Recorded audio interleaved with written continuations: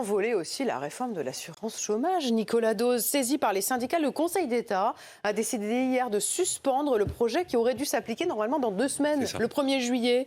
Pourquoi cette décision des sages ? Le Conseil d'État dit que ce n'est pas le moment, le marché du travail est trop dégradé, ce n'est pas le moment. Et il considère que les entreprises vont avoir peut-être besoin de ces fameux contrats très courts pour rebondir.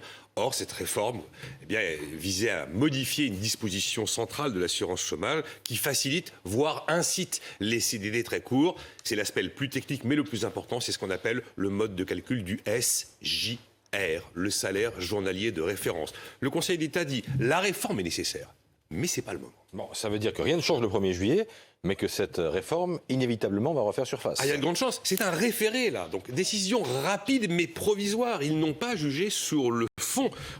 Mais les réformes lourdes d'ici la présidentielle, type assurance chômage et retraite, ça va quand même être compliqué. Ce qui est quand même frappant, c'est vrai, même si c'est un référé, c'est que dans l'arrêt du Conseil d'État, il n'y a aucun aspect juridique. Alors que ce sont des magistrats. C'est pas Météo France, c'est pas la météo de l'économie qui décide.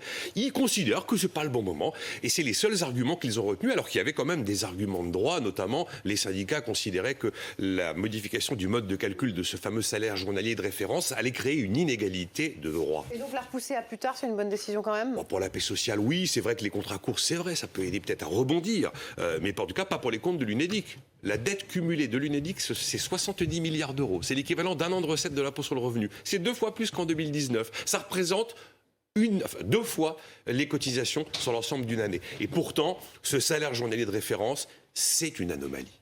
Ça a vu le jour en 2000. Et en fait, ça conduit à quoi ? Ça conduit à ce que quelqu'un qui travaille un jour sur 2 gagne le double de celui qui travaille à mi-temps. Et mine de rien, cet effet d'aubaine, côté employeur comme côté salarié, est pas mal l'ont identifié et savent l'utiliser. Car il y a actuellement environ 900 000 personnes qui sont indemnisées avec ce mode de calcul de salaire journalier de référence.